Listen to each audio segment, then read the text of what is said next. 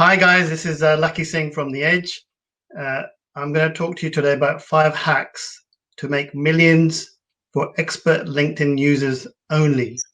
So this is that bonus video that kindly Pam K said she's happy to talk about her very, very technical secrets that a lot of expert LinkedIn users tend to use and form part of her elite training that she does, which could be potentially worth millions of pounds to you.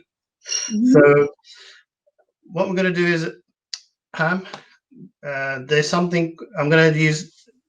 So I'm going to use sort of technical terms which I don't really quite understand, but there's something called the Boolean thing we're going to talk about today. So we'll come on to these 5 things. So one is something called Boolean, but I'm going to say these weird words so they stick in your head. It's called Boolean parenthesis. So that could be the answer to life as we know it. 2 is reposting interesting posts and making them your own, and how to do that without getting yourself into trouble with the originator. Another thing that's quite technical that Pam's told me is multi-page PDF documents. And then scanning, number 4, finding people nearby, and the technicalities around that, and actually getting a massive amount of lead generation from that, which is actually like a really good technical point. And lastly, she's going to talk about the importance of mixing up your posts by using other media like video. And so I think those are the key points, but I'm going to let Pam now give us further information on really how these 5 posts work. And just in case you've missed it, we've already done a video about the 11 things that she hates most about you out there who are not using LinkedIn properly. So she doesn't hate you personally, it just hates what you might be doing without realizing it. So now Pam's going to talk about Boolean first of all, and what Boolean means, and really how can we as users or LinkedIn experts use that to increase our reach from a couple of 100,000 to a couple of million. Yeah, it comes from a computing term, and what it does is it brackets things together. So if you were, for example, using your LinkedIn filters to look for a graphic designer, and they are the words you put into your search, LinkedIn's going to give you everybody who has the word designer in their profile.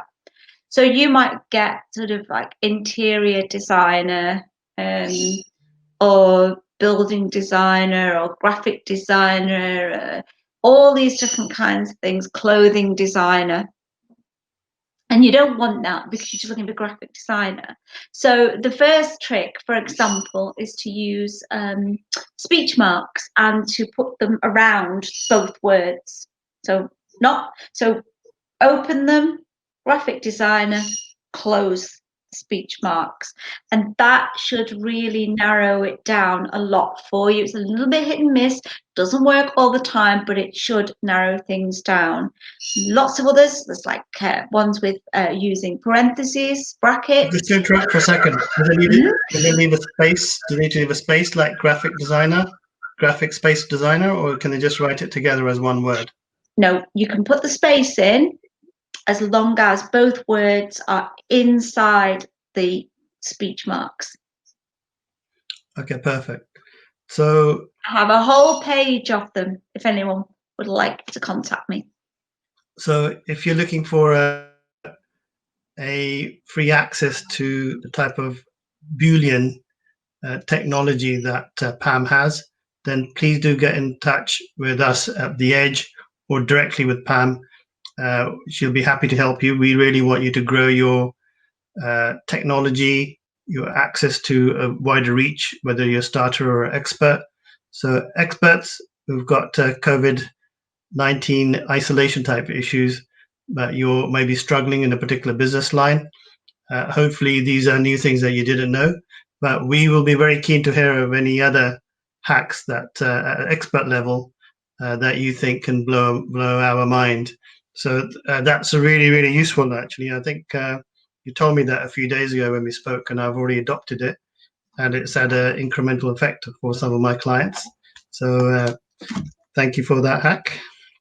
The next one I've got here is reposting interesting posts and making them your own without actually getting up somebody's nose sort of situation where they're going to be annoyed by you redoing them.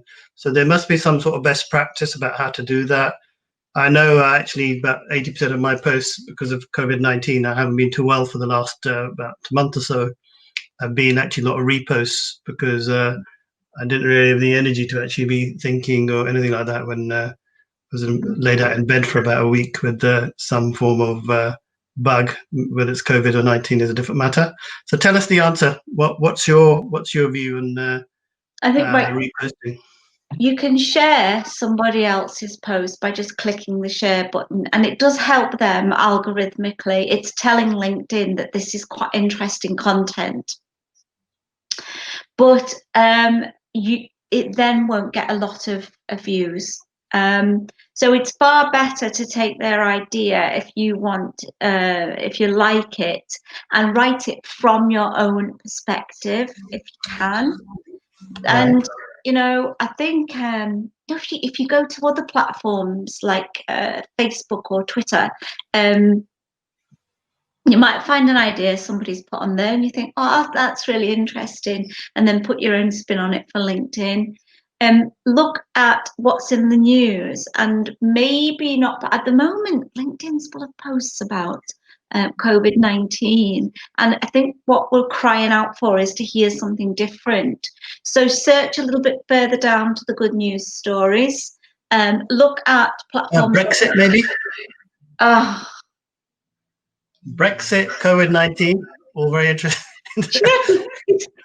COVID has actually managed to eclipse Brexit as a subject. It's unbelievable. But I think if you go to Quora, have you seen Quora, Lakhi? Quora, do tell me. It's a kind of it's a web sort of portal where you get questions answered about anything. Okay, so what happens is if you go on there, you find out what questions people are asking, therefore you find out what people want to know, and then you go, oh, okay, lots of people want to know that, so it makes sense to write a post about it, doesn't it? Because they're going to be interested. Right. How do you spell Quora? So our audience out there, expert users, they should be probably telling us about this. Quora. Wow, there's another trade secret for you guys out there. And is that quite common to use by experts, or how does that work? It honestly, just try it. Just put in any question. Just put in Quora. If you think you're the first person to have asked a question on there, you won't be. It's So quite amazing, and all sorts of other people give the answer. How does it work then? So you got question and answer, but how does that work? Can you give us an example of how you found it useful and how it might have impacted your LinkedIn profile? Okay, so when you post things, they should not be adverts all the time. Right. Okay. So what people think is you go on and everything else, you've got a great profile and everything else, you've got lots and lots of contacts, and then every time you post something, it's an advert. How many times do you go on as well? And it's, we are delighted to announce. Oh, nobody's interested in what you've got to announce. Right. Right. So what does Quora do that you stop? Basically, what does it do then in terms of practical terms? Well, you find out what other people really do want to talk about, because you get a lot of people. Do you see? So give us an example of how you've used it, managed to use it for your own engagement. Example, you do LinkedIn training. Would you put in there, do people want LinkedIn training? It sort of rated it or something and said maybe not a good idea. So you might, yeah. So I suppose what you're looking at is me putting out posts about LinkedIn training, and I don't. I don't do that all the time. Can we talk about going to the movies? Can we, Lakhi? Go on, tell me. Right, okay. So if you go to the cinema and you sit down with your popcorn and the adverts come on, don't they? So what would happen if those adverts ran on and on and on, and then you had about 15 minutes of the film left? What would you be thinking? You'd be sort of like thinking, what's going on here? I'm really disappointed. Disappointed. Okay. So would you really be interested in staying for that film? No. No. Well, you would. Well, you would really, but you'd have a choice if it's going to go on for a long time. And really, you know, it'd be put you off going to the cinema again. So this is what people do. They put out these adverts, and they're not interesting people and engaging them, and people buy into people that they really like. So I say, when you're posting, be yourself and give your perspective on topics that are interesting at the moment. Okay. And that are trending, and get people drawn into having a discussion on those things, and they do not have to be about your business. So what I'm saying is, entertain people, intrigue people, and engage people, and get to know them, so that when you do post your adverts, your salesy posts, you've been the movie, and you've earned your right for your 15 minutes of adverts. Yes, no? That makes sense, yeah. Yeah. So if you're looking, because you then are faced with that writer's block sometimes, aren't you? You go, oh, what am I going to write about today? Yeah. That's when you go to places like Quora. Now, also you can go to Twitter, and if a tweet amuses you, you can expand on that, because it might be something quite funny. I think my favorite Twitter follow is a guy called Satnam Sanghera. He's a playwright. Okay, I'm going to make a note on my phone now. It's a great follow. Okay. And he's a playwright and he's a journalist. Okay. Now, he writes amazing stuff, but he also finds mundane things. And he tweets about mundane things, but those things, you identify with them and you go, oh God, and you just laugh because it's funny. Now, go and be inspired by that kind of thing, and then go and he's been writing about things that drive him nutty in lockdown. So he wrote about how he hates wafer thin ham. He thinks it's pointless. Okay, so exciting stuff. It actually does make you laugh. The way he writes it's quite surreal, isn't it? I suppose. Yeah. So I suppose a lot of it is getting engagement. So people, you basically are asking maybe a question that's going to get an interest, a bit like some sort of something sensationalist, or something that's intriguing, or something that's going to capture the imagination based upon the current event. For example, this I've been getting tons of posts on WhatsApp from friends about drinking bleach, and because of what Trump said a week or so ago about bleach being okay to ingest. Yeah. So that's actually gone viral. So a lot of people are putting pictures up. People, like before and afterwards, or after drinking Dettol, then a skeleton or something like that. I've just made that one up, actually. So that's the sort of thing you mean, is that right? Like things like, if you injected somebody with bleach, would you be charged with, what was it? Bleach of the peace? Yeah, that sort of thing. Oh, yeah, you know. Yeah, But yeah. honestly, this is the kind of thing that engages people, and it doesn't. There are people out there who'll say, "Oh, this belongs on Facebook," but I'm the going to say, thing if I drank bleach, I wouldn't be able to stomach those sort of jokes. is, I just made that one up. How's that from the fly? you Wasn't see, very. I can see that your posts are going to take a whole new turn on LinkedIn now. I'm going to be looking forward to reading them. Yeah, I've sort of started doing it sometimes, but it requires you to be sort of in a state of peace to sort of come up with something different. If you're quite preoccupied trying to do tons of things, you can't always think that easy on the fly. You have to be quite relaxed and sort of have a bit of fun. Yeah, you do. But see, again, if you go to Twitter and you notice that somebody's tweeted something and it's got lots and lots of engagement on that tweet, clearly that's a popular subject that people want to talk about. So go and, I'm not saying copy it, just put your spin on it. If you know, so there's all sorts of different sources. You know, go back to a time that you were inspired by something, or you learned something, or what would you tell your younger self, or whatever. Obviously, don't go completely off piste. It is a business platform, but I mean, I actually wrote a post about this might be a northern thing. You'll have to tell me, Lakhi, is this a northern thing? Okay, so we have this penny for the guy business. Okay. No. Right. Okay. Is that right. to do with bifocals? Yes. Yeah. Okay. I've heard of it, I think.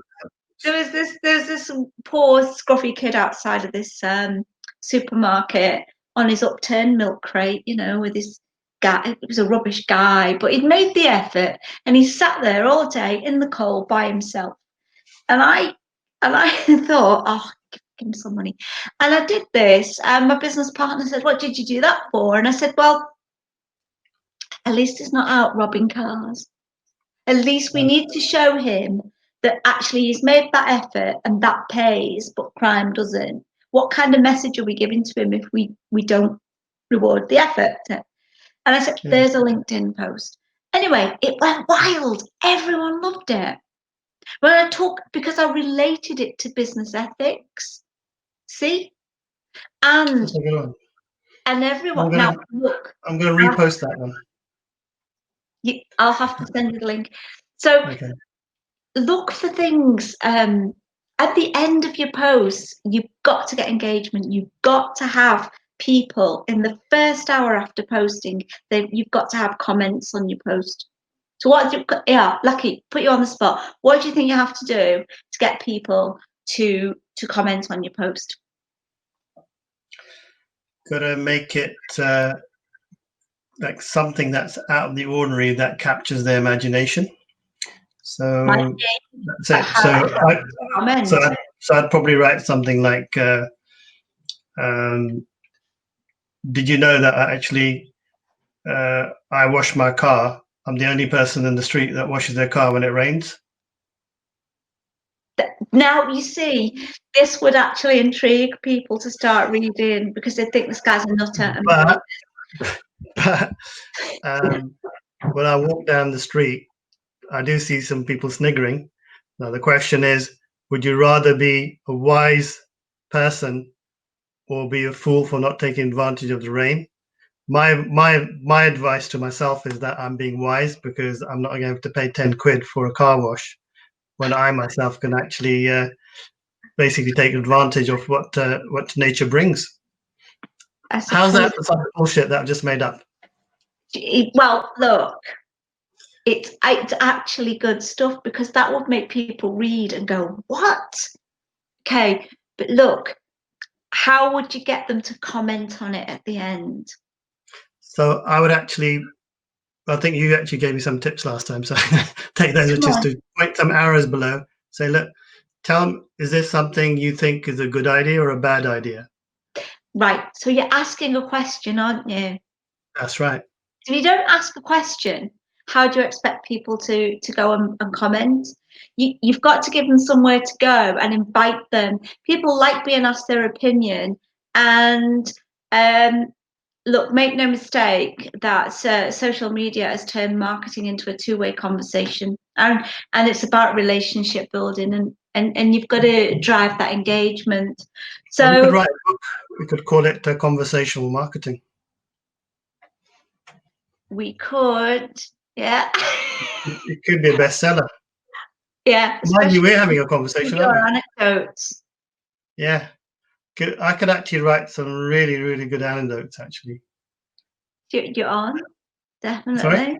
You're on. Yeah. We'll do that. Okay. Yeah, So, yeah. Okay, so we've got to move on to the next question. They're worried about the time. So multi-page PDF docs. I mean, we've discussed this as another hack for experts. I didn't quite get it when you explained it to me earlier. So would you like to explain to the audience about how the expert LinkedIn people out there can use that to get engagement? I presume that's what it does, or? Given that you want lots and lots of eyeballs on your content, you do, don't you? Because if you don't, right, okay. So there are two things that link. If you do this on your post, LinkedIn will just, I don't know, it'll downgrade them. They just don't get any engagement. If you put a link in there, a link to your blog or another website, anything else, your post will not travel as far as it would do otherwise. If you add a photograph, same thing's going to happen. Okay. So the opposite of Facebook, which actually does work, but on LinkedIn it doesn't. It's a different medium. Okay. You know, clearly, Lakhi, if you put your self-portrait on there, you would expect it to go mega viral. Yeah, if I did like funny face, like. But actually, it has the opposite effect. Whereas, as you say, LinkedIn and Twitter, it's a good thing. Yeah. So there is a way. So I've been working with a photographer. Okay. Okay. Amazing photographer. He has literally, he's a finalist from National Geographic awards.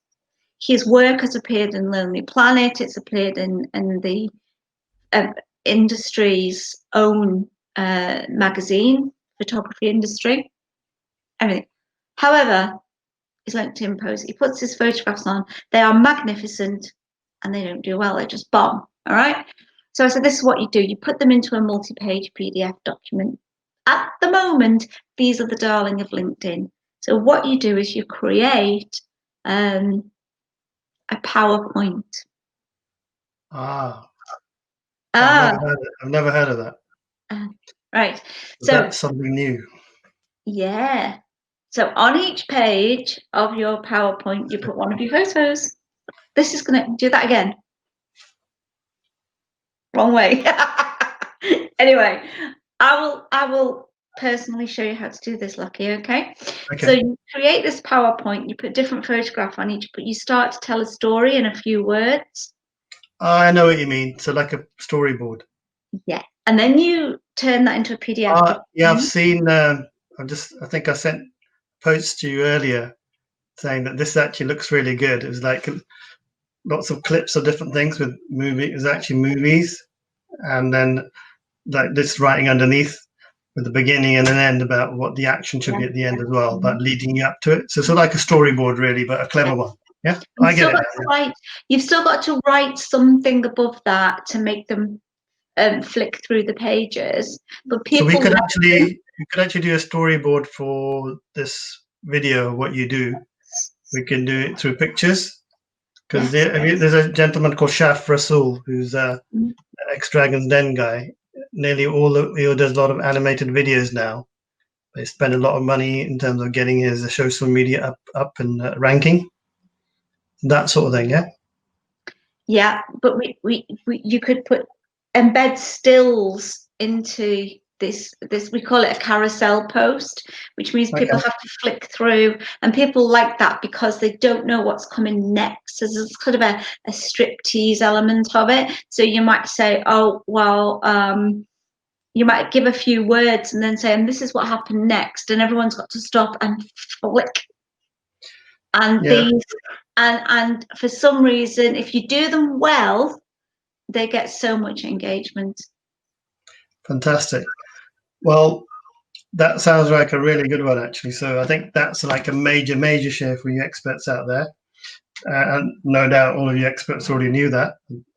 So if you haven't heard of that one, then do let us know that if it's something useful that you've found useful. Please do comment below about this video. Right, another fantastic one which I thought was something called scanning. I think it's called Find Nearby Scanning function on LinkedIn. Mm-hmm. That one is really good, I thought. So tell us more about how that works and how people can use it and how you found it useful for yourself. I'm astonished by this. I really am. I've been teaching LinkedIn for years, and still there are a lot of people who don't know this. If I give you my business card, it comes with my name, my business name, and my phone number, yeah? And that's correct. Yeah. What are you going to do with that? You know, you might file it. I might change my phone number, move jobs, get married, change my name. It doesn't work. Whereas if I give you my LinkedIn profile instead, it comes with everything I do, everyone who recommends me. I stay front of mind to you, and it gives you all of my connections as well for your network. Bit better than a little bit of card, isn't it? Exactly. So you're going to tell us how it's done physically, practically? Okay. So all you need to do is given that the internet's working now, is have your mobile phone and say to the person you are with, can we connect on LinkedIn? Okay. And then I don't know whether can we do this? Can we show this? Yeah, we can, yeah. Right. It's very difficult to know which way to go here. Just hold it there for a right second. Up at the top, can you see the search bar up there? Yeah, so the search bar is just the white bar. Just over here. Yeah. In that bar, there's a little tiny square, 4 little squares. And if you tap them on your screen, you will get this. Right. Okay. Okay. Now, the other person should also do this, but they will tap over and they will say, here's my code. And can you see the code? The light shining off it. So I can't quite get it for you. You need to move it. There we go. Just about see the code there appearing. Yeah, it's a scanning code. Yeah, just about. Yeah. So all you then have to do is hover your phone over the other person's phone, and you will immediately be connected on LinkedIn. Okay. Now, what I want to do is I don't want to elaborate on that point too much because you guys can just type in scanning into Google, YouTube, or something. It'll be thousands of showing you how to do that. So that's a fantastic point. And I think moving on now, we've got one last point now, which is hack number 5, which is got a couple of different dimensions to it, which is the importance of mixing up posts. So tell us more what you mean by that and how the experts should be using that if they're not using it already. If you always do videos or always do just text or PDF, you get what's called like audience fatigue. They then kind of switch off because of the regularity of it. So you should mix up your styles. So sometimes you should do a PDF, sometimes text only, and sometimes a video. And I think a video actually seems to attract a different audience. They don't get as many views, but they attract different people. Also, when people can actually see you and see you speaking, they can connect with you better. Right. But remember that it's the first few lines of your post which actually draw people in to see if they want to read what you're saying. But with a video, they have to start to listen to you to know if they want to listen to you. So it gets chicken and egg, right? So write something in the post which encourages them to watch the video or put subtitles on. But I've done enough talking, and I know you love doing videos. So can I pass over to you? Go on, To Lakhi. me, Yeah, come okay. on. Tell us some more about video. Okay, I wouldn't say I'm an expert, but I am actually in the process of launching this channel, Lakhisingh the Edge, and I've also launched the Jalebi, which we're doing regularly as well. So a couple of important hacks and videos which I've learned from others. Actually, I've been following some senior people internationally, and also people in the UK like Rob Moore, who's very good with video, and also a gentleman called Gary Vaynerchuk, or Gary V, he's called in short, based in the US. So I think that there's about 5 simple steps, I think, which are really useful for anybody that's actually getting big on video. So number 1 goes back to the chat me and you had for at least about an hour before we did this interview, which was about how to SEO your video channel and then how to make that go viral. So first point is the title of the video has to probably be somewhat similar to keywords which are being used and are popular keywords. So for example, the word millions is very popular. So in this title, we're going to find a way of putting in millions somehow in there, this video, which we forgot to do. So that's one. So if you wrote something like top 10 hacks to make millions for expert LinkedIn users, you probably find that when you did that search, there'll be probably about 20, 30 other people who've got 2 or 3 million hits, or 30 million hits, or 5 million hits. Whereas if I put down 10 hacks for LinkedIn, you might find that a lot of the search engine comes up will be very limited. There'll be people with 1,000 or 2,000 or 5,000 hits, maybe 100,000 if you're lucky. So the wording you use for your title of your YouTube video is more important than the actual content that you're producing, because if you've got no users, your content may be amazing. You may have some amazing guests like Pam, of course, but you may not actually get it out there. So this is a point that we discussed earlier. So that's one point. The second point on video is another really good one is if you did a half an hour video, why not, if you did 11 hacks, for example, in the last video that Pam and I did, you could actually break down 3 important hacks that relate to blah, blah, blah, 3 important potential ways of actually getting engagement. So you could break them down into 4 or 5 different titles and use them as a way of engagement. So that's point 1. So sorry, point 2. And then how does LinkedIn come into this, and how does which that Pam's discussing, how does it all relate? Well, when you go into LinkedIn, if you use Quora, you understand what's trending, you can probably use a clever title like why focus on LinkedIn to get business, and then add something to do with COVID-19 because it's trending. Say, to beat COVID-19. How do we beat COVID-19 business results when you're in isolation? Using LinkedIn, that will actually get you engagement. So some very simple things that could really make a difference. And I think the other one that's, I think, really, really simple again, which I've just mentioned again, but is chunking off your videos. So if you can, the more you can chunk them up into small clips for 30, 40 seconds, you can start building up launch of a video, a bit like storytelling, but over weeks rather than doing it in one video.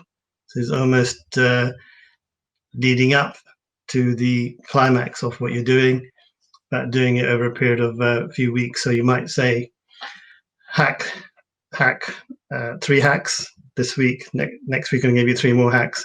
So then that climax could be the full interview with Pam about LinkedIn, on the video so you can see everything. Do you think those points could be useful, Pam? I think there's quite a lot there. I'm not sure if I've explained them that well because I'm not really an expert as such. I'm more of a, been using LinkedIn for 20 years. So just did it my way. I think you can actually use a bit of video that you do on YouTube and put it onto LinkedIn so that people go over to YouTube and then watch the other videos on there. What you have to be careful of is that if it is on YouTube, it then becomes a link, and LinkedIn don't really favor posts which drive people away from their platform. So you can actually probably you're better off when you take the video, rather than putting the link to YouTube, sometimes embed it into LinkedIn, just upload it to LinkedIn itself. Yeah, I found that as well. I think just doing a raw cut of it, it actually gets a lot more views, whereas if you do a link to YouTube, it goes a bit flat. So I think that's a very important critical point, and we're going to end there. So all you expert users, if you're really, really expert, you probably knew a lot of these things already. But if you didn't, or if you got more information to tell us, be really, really grateful if you can make comments below, or if you've got anything to send us, or you want to be interviewed because you think you're phenomenal in this area. So we're always happy to talk, to learn, because likewise so is Pam, and we're happy to bring on anybody else that you think is going to be useful in your in blasting your LinkedIn to the stratosphere. So thank you again. This is Lakhi Singh from The Edge, unraveling the success of Pam Case, who is our expert now in social media. Pam, again, thank you very much for joining us. Thank you. Okay, guys. Well, thank you again.